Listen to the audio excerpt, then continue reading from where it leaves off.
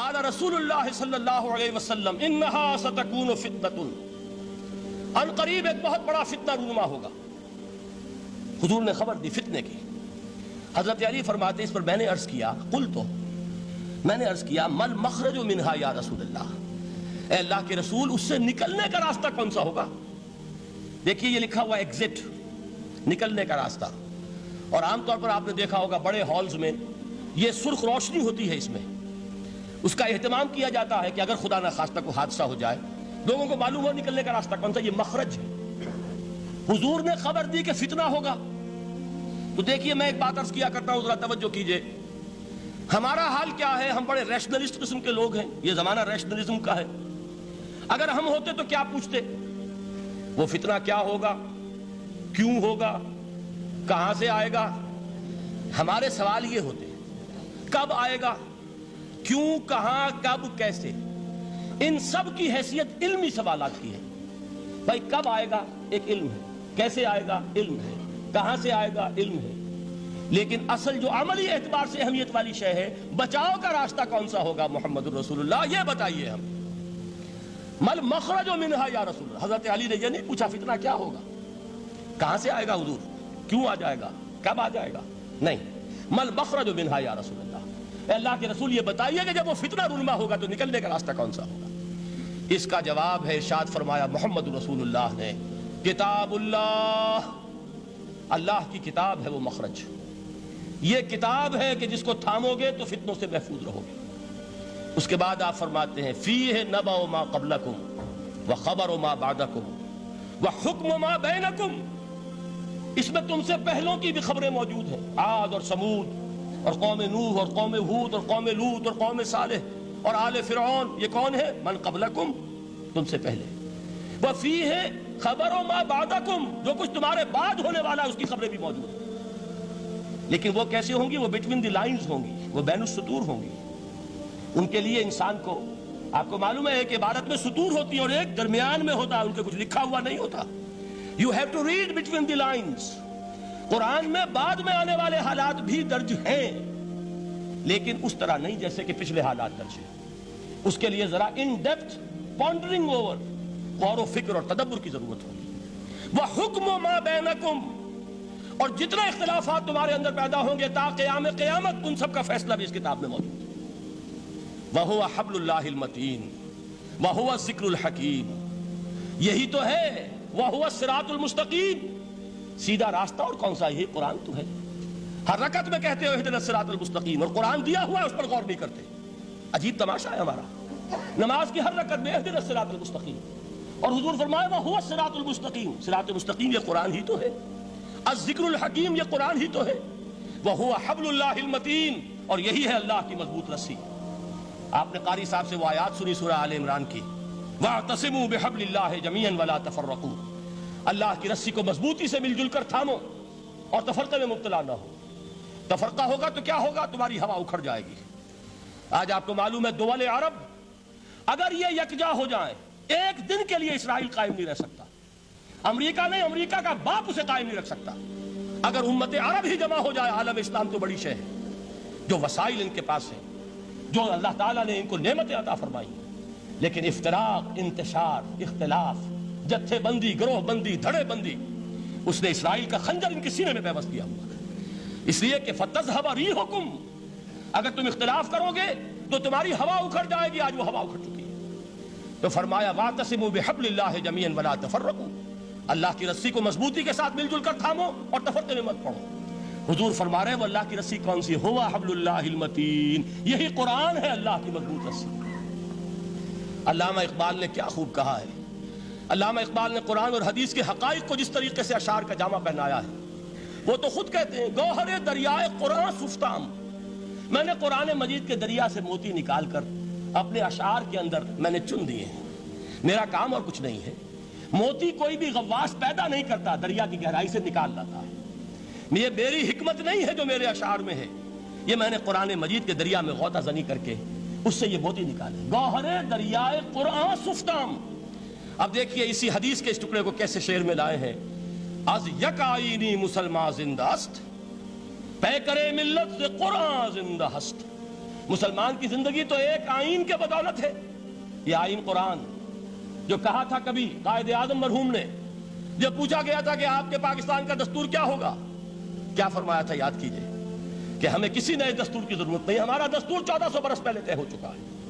یہ ہماری بدقسمتی ہے جو کچھ کہا تھا قائد اعظم نے کہ God has given us a golden opportunity to prove our worth as architects of a new state and let it not be said that we didn't prove equal to the task۔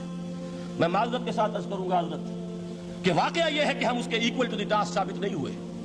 Quaid Azam کا دیا ہوا پاکستان آج دنیا میں موجود نہیں ہے، اس کا ایک حصہ اپنے نام سے دستبردار ہو کر بنگلہ دیش بن چکا ہے، اس نے اپنی تاریخ کو خیر بات کہہ دیا ہے، حالانکہ مسلم لیگ کی جنم بھومی ڈھاکہ ہے، 1906 میں ڈھاکہ میں مسلم لیگ نے جنم لیا تھا، اور اگر وہ صرف ہم سے علیحدہ ہوتا یہ گہرا صدمہ ہوتا، لیکن یہ کہ اس نے جب نام بدلا ہے در حقیقت اس نے اپنے تاریخ سے اپنے پس منظر سے استعفیٰ دیا، یہ ہمارا دوہرا ہمارے لیے صدمے کی بات ہے۔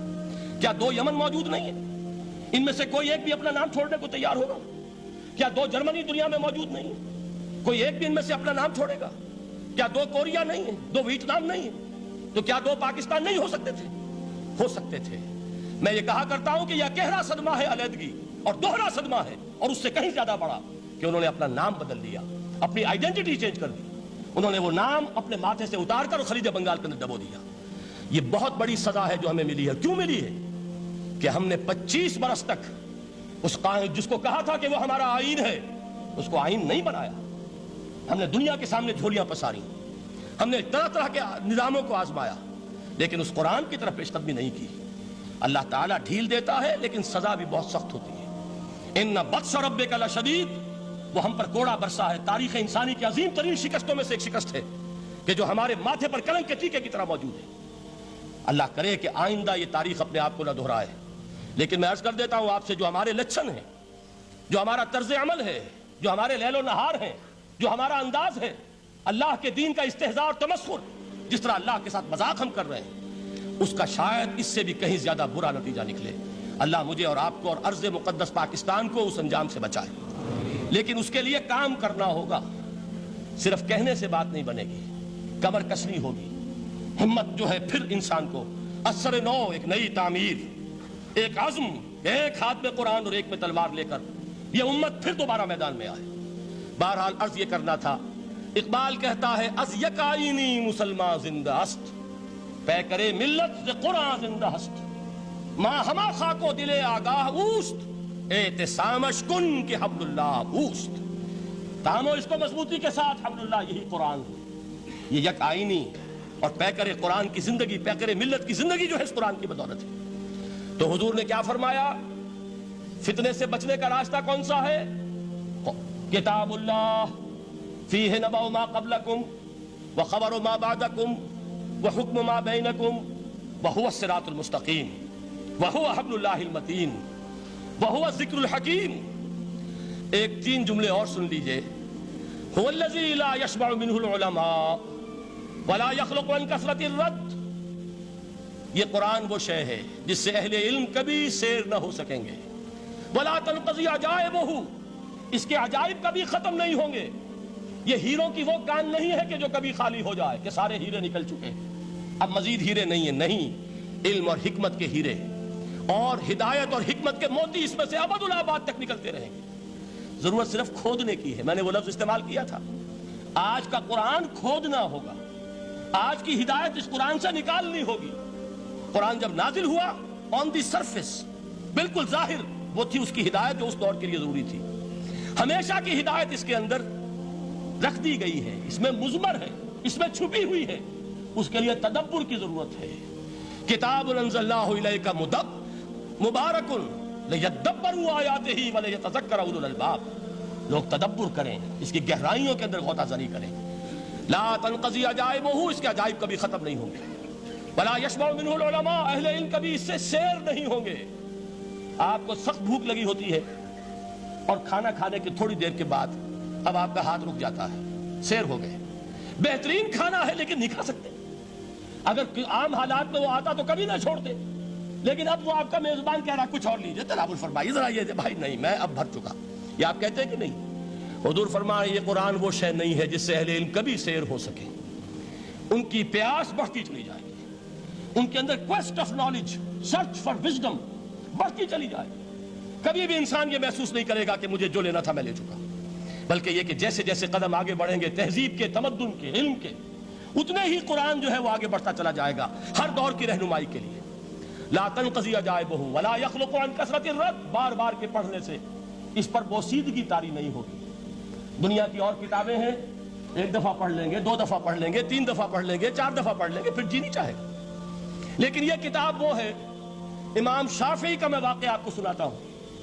وہ یہ کہتے ہیں کہ ایک مرتبہ میرے ذہن میں یہ سوال آ گیا کہ اجماع کے لیے بھی قرآن مجید میں کوئی سند ہے، دلیل ہے؟ سب مانتے ہیں کہ اجماع جو ہے سورس ہے قرآن کے اسلامی قانون کی، جس پر کہ امت کا اجماع ہو جائے۔ تو کہتے ہیں میں نے 300 مرتبہ قرآن پڑھا اول سے آخر تک، صرف اس دلیل کی تلاش میں۔ 300 مرتبہ مجھے نہیں ملی، 301ویں مرتبہ جب پڑھ رہا تھا مجھے روشنی مل گئی۔ وہ یبتغی غیر سبیل المومنین کے جو الفاظ آئے ہیں، نولیہ ما تولی ونصلہ جہنم، جو کوئی شخص مسلمانوں کے راستے کو چھوڑ کر کوئی اور راستہ اختیار کرے گا ہم اسے اسی کے حوالے کر دیں گے اور جہنم میں پہنچا دیں گے۔ معلوم ہوا مسلمانوں کا جس پر اجماع ہو جائے اس کو بھی ایک سند حاصل ہے۔ یہ مسلمانوں کا مجمع علیہ ایک راستہ ہے، اس کو بھی ایک سند اور دلیل کی حیثیت حاصل ہے۔